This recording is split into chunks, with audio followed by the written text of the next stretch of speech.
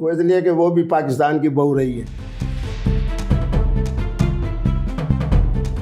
পাকিস্তানি মুফতি আব্দুল কাবি, যিনি তার বিতর্কিত মন্তব্য এবং সামাজিক যোগাযোগ মাধ্যমে অস্বাভাবিক কর্মকাণ্ডের জন্য পরিচিত, তিনি এবার পডকাস্টে দাবি করলেন যে কারিনার সাথে তার বিয়ে হয়েছিল 1990-এর দশকে। আর এই দাবি ঘিরেই বলিউডের সুপারস্টার সাইফ আলী খানের স্ত্রী কারিনা কাপুর এখন এক নতুন বিতর্কের কেন্দ্রবিন্দুতে।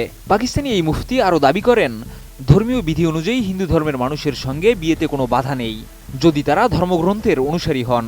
কাবি দাবি করেন, 1996 সালে কারিনার সঙ্গে তার পরিচয় হয়। তখন কারিনার বয়স ছিল 21 থেকে 23 বছর এবং তাদের সম্পর্ক চলছিল 1999 সাল পর্যন্ত।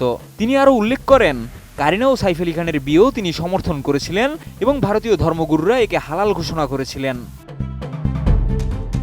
মুফতি আব্দুল কাবির এ মন্তব্যের পর সামাজিক যোগাযোগ মাধ্যমে সৃষ্টি হয়েছে ব্যাপক প্রতিক্রিয়া। নেটিজনরা তার দাবির সত্যতা নিয়ে প্রশ্ন তুলেছেন এবং তার ধর্মীয় ব্যাখ্যা নিয়ে সমালোচনা করছেন।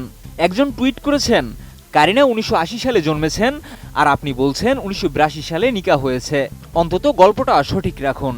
অপর একজন মন্তব্য করেছেন, তিনি অত্যন্ত অশ্লীল, এ কারণে অন্যান্য মৌলানারা তাকে বের করে দিয়েছিলেন। অ্যান্টিব্যাকটেরিয়াল অ্যাডিটিভ যুক্ত সেরা ওয়াটার ট্যাঙ্ক বিশুদ্ধ পানিতে ব্যাকটেরিয়া জন্মাতে দেয় না। এছাড়া তার দাবি নিয়ে আরও অনেকেই সন্দেহ প্রকাশ করেছেন। বিশেষ করে একজন ধর্মীয় নেতা হিসেবে তিনি কিভাবে এমন অদ্ভুত দাবি করেছেন তা নিয়ে নেটিজনদের মধ্যে উত্তেজনা ছড়িয়েছে।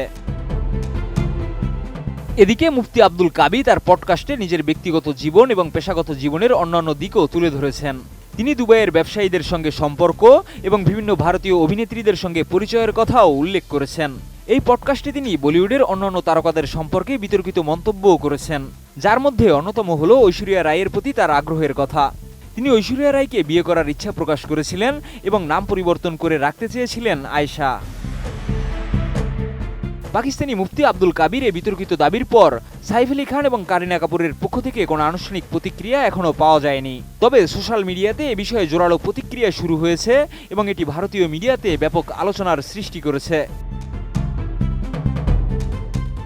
শিহাব ইসলাম, ATN নিউজ।